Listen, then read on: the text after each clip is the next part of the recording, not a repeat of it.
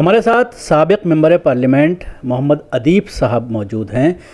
अभी जिस तरह से कल कुशवाहा ने महागठबंधन को ज्वाइन किया है और रामविलास पासवान भी ने भी कल जो है अपनी मूवमेंट काफ़ी बढ़ा दी है। जिस तरह से कल उन्होंने बीजेपी के अध्यक्ष से मुलाकात की थी। अदीब साहब हमारे साथ मौजूद हैं। हम इस पर महागठबंधन को लेकर बात करेंगे कि 2019 में महागठबंधन कितना कारगर साबित हो सकता है और क्या ये जिस तरह की कवायद चल रही है ये अंजाम तक पहुंचेगी। क्या कहेंगे अदीब साहब, पहले प्रतिक्रिया क्या है कल से जिस तरह से अचानक सियासी हलचल काफ़ी तेज़ हो गई? नहीं, ये तो देखिए ऐसा है कि हर इलेक्शन से पहले एक तबका या हिंदुस्तान में ऐसा है, मैं समझता हूँ हिंदुस्तान में दो आइडियोलॉजी हैं, एक गांधी की और एक सावरकर की। जब ये दो आइडियोलॉजी थी तो हम हमेशा सावरकर की आइडियोलॉजी को हरा देते थे। एक तीसरी आइडियोलॉजी पैदा हुई अपॉर्चुनिस्ट की, जिसके शहंशाह हमारे पासवान साहब हैं और बहुत से लोग हैं। अब देख रहे हैं ये कि हवा का रुख किधर है, ये चिड़ियाँ उधर उड़ेंगी। उसको कल शुरुआत आपने देखी, एक सीट के लिए वो पूरी पॉलिसी बदल देंगे कि एक सीट हमें और मिल जाए। अगर एक सीट मिल जाती है तो जय श्री राम, और अगर एक सीट नहीं मिली तो जय मुसलमान। ये तमाशा जो इस मुल्क में हुआ है ये कोई खुशाइन बात नहीं है। मैं तो बार बार ये बात कहता हूँ कांग्रेस वालों से कि तुम अपने को डाइल्यूट क्यों कर रहे हो। अभी इस मुल्क में बड़ी तादाद गांधी को, नेहरू को, इस मुल्क के सेकुलर एथोस को मानने वाले मौजूद हैं। ये खौफ कैसा कि डर रहे हैं हम कि साहब हम शिव भक्त हैं। मैं इन सब चीज़ों पे यकीन नहीं करता। इलेक्शन पॉलिटिक्स बिल्कुल अलग चीज़ है। जहाँ तक कि बिहार का सवाल है, कदर करता हूँ मैं लालू और उसके ख़ानदान की, कभी कॉम्प्रोमाइज़ नहीं किया, ज़िंदगी उनकी बर्बाद हो गई। लेकिन और ये सब जो लोग हैं, आपने अभी पासवान का जिक्र किया है, वो हवा का रुख देख रहे हैं। अभी वो एक सीट उनको अगर और मिल भी जाएगी जो वो चाह रहे हैं तो फिर कहीं दर्द उठेगा। अगर उनको ये अंदाज़ा हुआ कि मैं साफ़ हो रहा हूँ तो एकदम दर्द उठेगा सीने में अक़लियत के लिए और जमहूरियत के लिए और सेकुलरिज्म के लिए, फिर वो हमारे कायद बन जाएंगे। आपने जैसे जिक्र किया कि डाइल्यूट हो रहे हैं, ख़ासतौर से राहुल, जिस तरह से 3 स्टेट का रिज़ल्ट जब आया तो मीडिया ये कहती हुई नज़र आई कि कौन बड़ा हिंदू है। इस पर बहस हो रही थी कि बार बार राहुल गांधी मंदिर जाते हैं, जहाँ रैली में कोई बड़ा मंदिर होता है, अगर वो वहाँ पर जाते हैं तो पहले दर्शन करते हैं, उसके बाद रैली को संबोधित करते हैं। जिस तरह से एंटनी कमेटी की जो रिपोर्ट आई थी 2014 इलेक्शन के बाद, तो उसके बाद यही बात कही गई थी कि माइनॉरिटी से ज़्यादा क़ुर्बत की वजह से कांग्रेस की हार हुई है।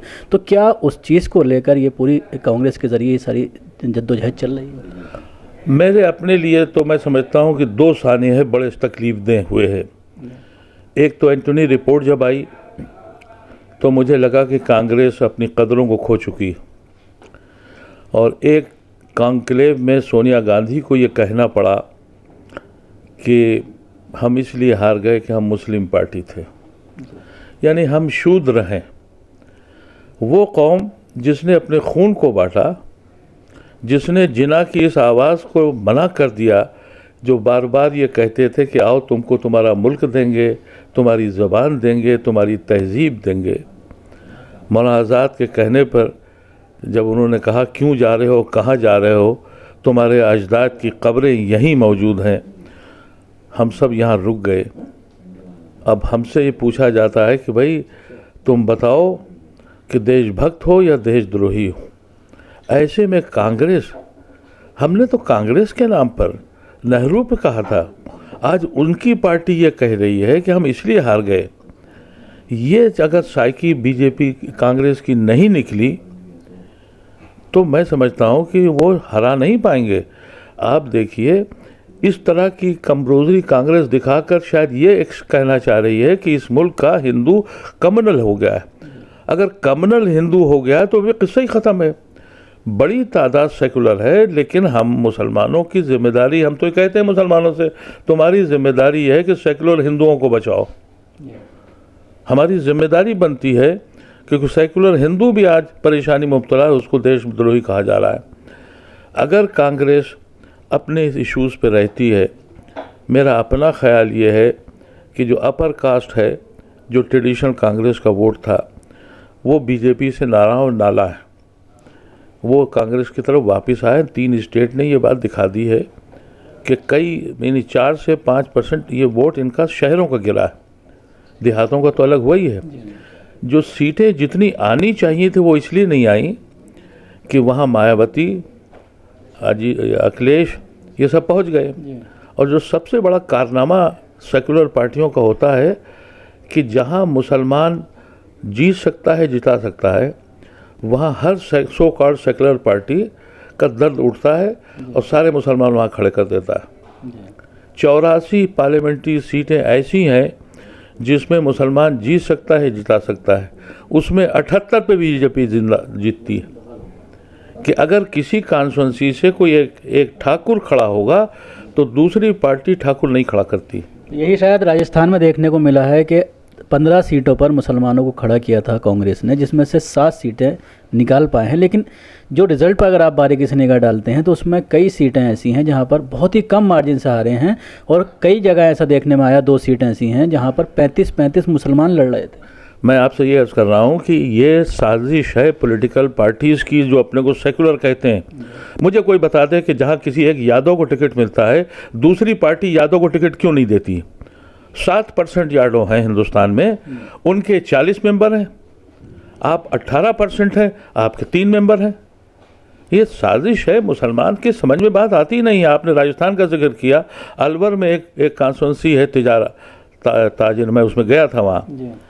वहाँ अखिलेश यादव का कैंडिडेट भी खड़ा हुआ है, मायावती का कैंडिडेट भी खड़ा हुआ है।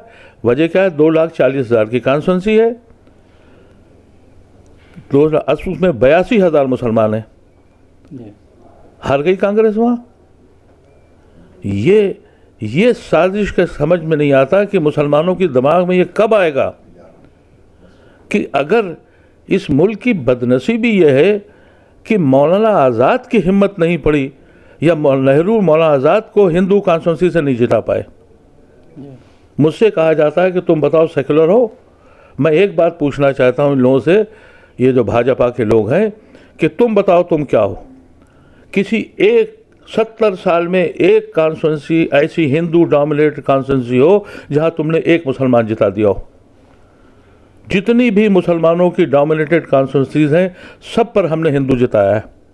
सेकुलर हम हैं या तुम हो? लेकिन इस तरह की जब स्थिति होती है तो क्या मुस्लिम लीडरशिप को कुछ ऐसा निर्देश नहीं देना चाहिए कि इतने लोग क्यों लड़ रहे हैं, पहले तो उनको हटाना चाहिए, अगर नहीं हटते हैं तो वोटर को एक साइलेंट मैसेज देना चाहिए? मुस्लिम लीडरशिप किसके पास है? हिंदुस्तान में आज़ादी के बाद, जिन्ना को ठिकराने के बाद, हमने नेहरू को ही तो अपना कायद माना था। नेहरू चले गए तो इंदिरा जी को मान लिया, इंदिरा जी चली गई तो बहुगुणा जी को मान लिया, वीपी सिंह को मान लिया, मुलायम सिंह को मान लिया, लेकिन सब हमको किस्मत के हवाले करके अपने मकसद चल जाते हैं। ये बदनसीब कौम है जो सिर्फ दे रही है और कुछ नहीं करती। हर पार्टी का लीडर है, मुसलमान की जुर्रत नहीं है। क्या आप बताइए हमने क्या किया है? क्या हमारी बस्तियों से रेल की पटरियां नहीं गुजरती? क्या हमारी बस्तियों से हाईवे नहीं गुजरते? कोई वाक़या बताइए कि किसी मुस्लिम हाईवे पे किसी मुसलमान ने किसी हाईवे को रोक लिया हो, किसी ट्रेन को रोक लिया हो? हर ज़ात, हर पार्टी ये सब करती है, मुसलमान में जुर्रत भी नहीं है करने की।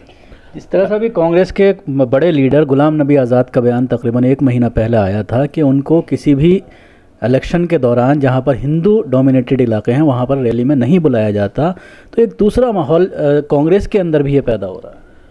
ये कमज़ोरी गुलाम नबी आज़ाद साहब की है और उन मुस्लिम लीडरों की है जो कांग्रेस से वाबस्ता हैं। जब ये एंटनी रिपोर्ट आई थी, नहीं कहना चाहिए था इनको। मैंने 2004 का इलेक्शन कांग्रेस का लड़ाया, मैंने 2005 का महाराष्ट्र का इलेक्शन लड़ाया, सोनिया गांधी को बताया। 48 सीटें ऐसी थीं जहाँ 10,000 प्लस मुसलमान जहाँ भी था, वहाँ मुलायम सिंह ने मुसलमान कैंडिडेट खड़ा किया था। हम लोग 1 महीना वहाँ रहे। उन 48 की 48 सीटें मुलायम सिंह की ज़मानत जब्त हुई। यहाँ तक अबू आसिम आज़मी 48,000 वोट से हारे, इतना दिग्गज नेता भिवंडी में वोट नहीं पड़ने दिया। फिर क्या हुआ, कांग्रेस की सरकार बन गई। सोनिया गांधी ने खुद मुझे ज़ाती तौर पर कहा कि you did wonders in Maharashtra.